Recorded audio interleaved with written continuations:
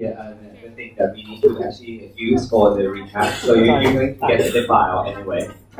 Let the office know as well that they should send the file to you, and also you're going to get the printouts.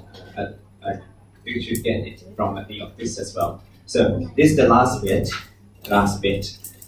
It is actually chapter 2 in the book, and I mentioned when we first met that this one is the one that we're going to use to capture and summarize everything that we have learned throughout this semester. So this is the last session for your semester, is that correct? Correct. So how about the other subjects? One more tomorrow. One more tomorrow. So which one is that? Finance. Finance.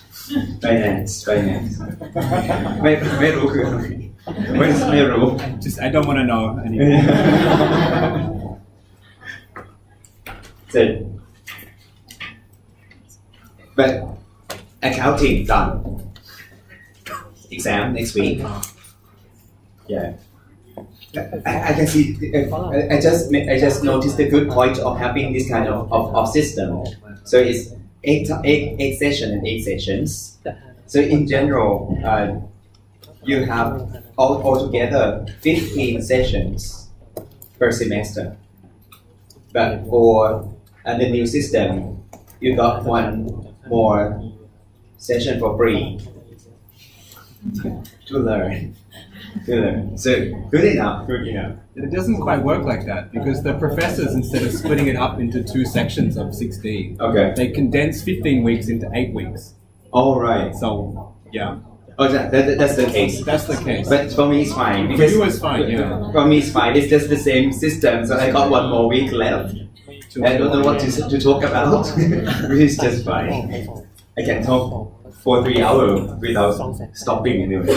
So, however, but I understand that it happened with some other professors that they try to squeeze everything all together within 8 weeks. And it will happen with my subjects for service marketing for some other programs as well. So I don't have the service marketing class here for the English program, but for the young MBA, ex-MBA, regular MBA, I have to squeeze everything and finish everything within 8 weeks.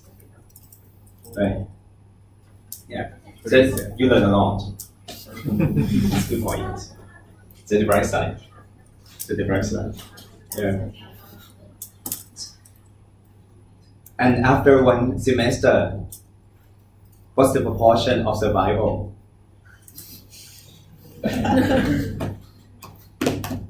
May I ask anyone left the class? Yeah. Soon. So after the exam, yes. So how many students have already left? We have 45. We should have started with 50. Or you're about to 10%, and to 90% survival rate. Good enough, that's A. That's not fun. Yeah. So let's see how it goes. So if you need to rate out of 10. So out of 10, 1 means the worst, 10 means the best, right? For your experience during the first semester of MBA English program Chulalongkorn University. So what's the rating? If you think it's, so you need to choose. I just would like to know. I won't remember anyone, just would like to get the flavor out of it. So how about 1 out of 10? 1, the worst. 2, 3, 4, 5, 6, 4, 5. Okay, thank you. 6, 7, 8, 9, Don't look back. We won't remember anything. So 10 out of 10. No, 10. Roughly 6, 7. 6, 7. It should have been better. And it should be better. Should be better. So please do give your feedback to the office. Do not talk about just the subject itself. So you can actually mention a lot about the subject itself, right? So, but if you like to mention about something else besides the subject, do not write down in the evaluation form. That won't help. So take the opportunity to write up a new one, separate one, because if it is just the formal and official evaluation, it will go to the professors of each subject.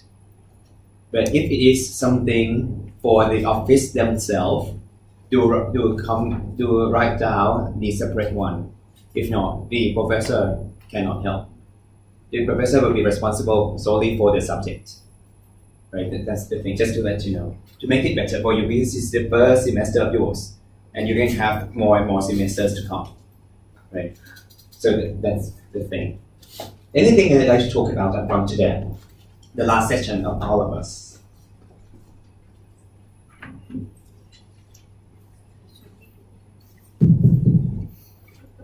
Anything at all? So I just came back from an event held by the faculty, the school. It's called Flagship Summit 2018. So we invited 3 professors from 3 top schools. So the dean, our dean, one of them, and then the dean of HKUST, number 1 in Asia, in Hong Kong, and then the former dean and the current deputy dean, so the same guy, of NUS, National University of Singapore, gathering together on the stage and talked about skills for future. So they talk about the skill sets for future.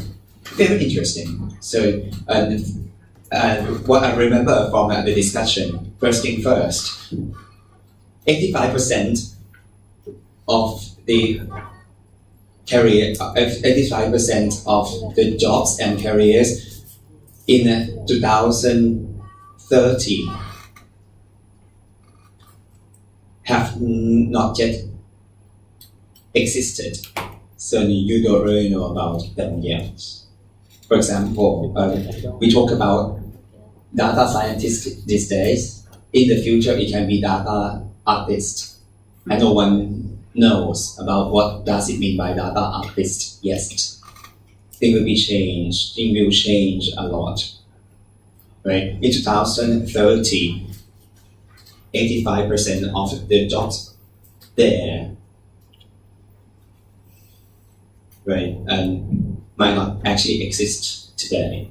That's the first thing first. And then they talk about what should we do and what should we teach kids, because the thing that the kids learn this day might be totally different in the next 30 years.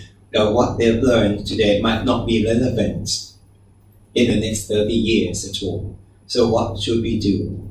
Right? And then at the end of the day, it is what we call lifelong learning. Anyway, so we cannot stop learning, and no one knows yet. Instead of planning ahead, so try to come up with a system that lets the kids and everyone learn throughout their life.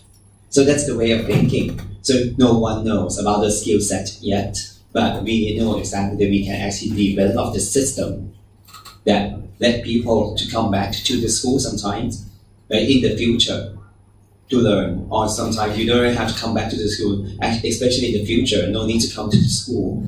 It can be something else that you can learn anytime. If you feel you need some additional skills, then you should be able to learn right away. So we should come up with that kind of system. And in Singapore, they got this kind of system in place. And they talked about, and the dean talked about it, the dean of the NUS talked about it, very interesting. So you got about 2,000 Singapore dollars credit and you can use this 2,000 Sing dollars at any time to actually buy the training programs provided by any university and any governmental organizations. And if the economy happens to be quite good, you get to $500 additional each year, something like that. So you get something in your pocket that you need to use it, and then it encourages you to learn throughout your life, and then it got some kind of sales promotion to attract the people there to go online and learn, go to the school and learn, right? Many other things. And then the people, the audience ask about, should it be the time, this is the right time for Thailand to have some kind of voucher like that? And the professor said, think about it. It's not actually the voucher. The voucher is the tangible part of it. It's the system and the way of thinking. So you can actually come up with the vouchers and no one used it at the end. But how about the quality of the teachers? Right? The one who actually need to teach everyone in the society about the system, the behind the scene, the system, the everything, right? To encourage people to learn throughout their life, and how can we encourage them to understand that learning for life is important? That's more important that way. So interesting. However, we got 3 skills altogether as skills for future. The first skill is data literacy. Data literacy. Technology literacy. That's the second one. Technology literacy. And the third one is human literacy. So 3 literacies. So you should know 3 things in general. You should know data. How can you manage data well? How can you interpret data and develop data well? Then you need to understand technology. You cannot actually avoid technologies anyway. So understanding deep text and everything should be important for you. And more importantly, it's not just data and technology, it's human being as well. How can we understand human? And you see, once we talk about marketing, this is the part. It's a soft side, and the way to combine these 3 things all together and try to make it happen, and you really understand them very well. We call this skill deep soft skill. So they coined the new term today. It's not actually soft skill, it's deep soft skill.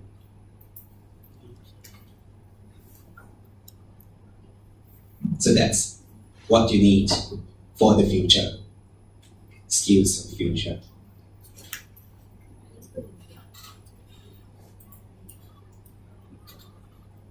That's what happened just a moment ago. So I just came back from the event. Skills for future. The dean from HKUST talked about something in details as well. So this actually the 3 skills and everything happened to be from the dean of NUS. And the HKUST dean, he mentioned that what we need from the research, first creativity. There's a different kind of story. And 1, creativity. Then he mentioned critical thinking. Creativity, critical thinking. And he mentioned teamwork. And I said, why don't we change it to collaboration to make it C? And what else? Empathy. And I said, just call it caring. See, to have the 4 C's. But at the end, so the 5 skills actually from him. The 5th one, I cannot think about the C word, but it's fine. It's entrepreneurship skill. So entrepreneur. So the 5 skills from the research on the machine learning side, 3Cs plus entrepreneurship.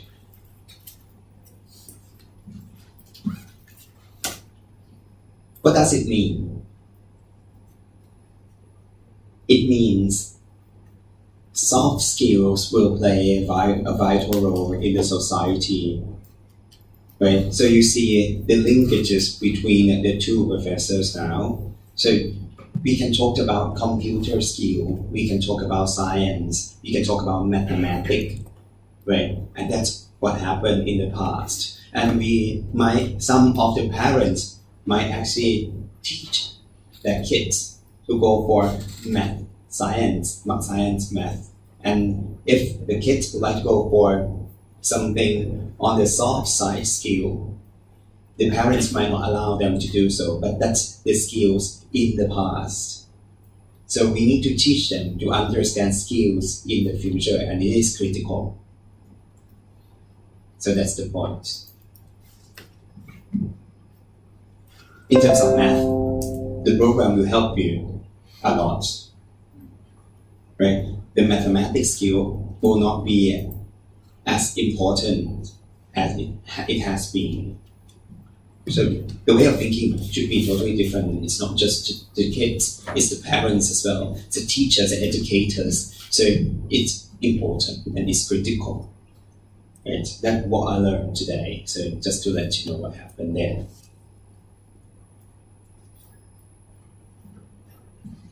Anything else around you that you like to discuss?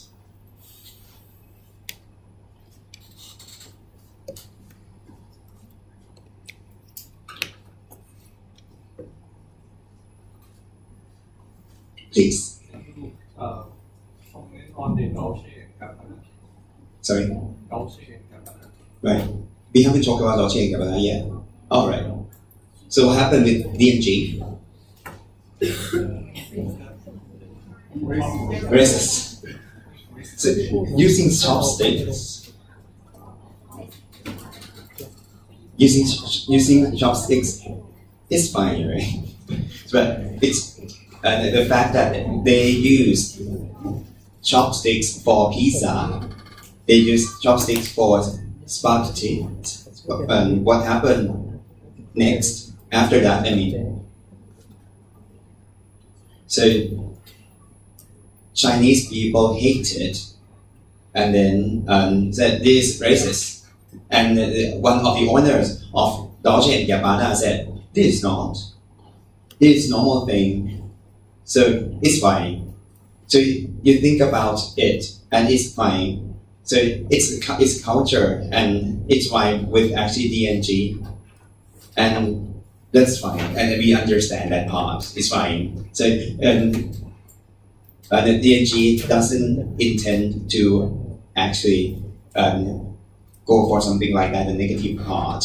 They love to talk about chopsticks and Chinese cultures, and the Chinese culture can be misinterpreted. It's fine. I mean, it's culture. So still, they can actually talk about it. We respect the culture, right? But no, that's the first paragraph, and the next paragraph,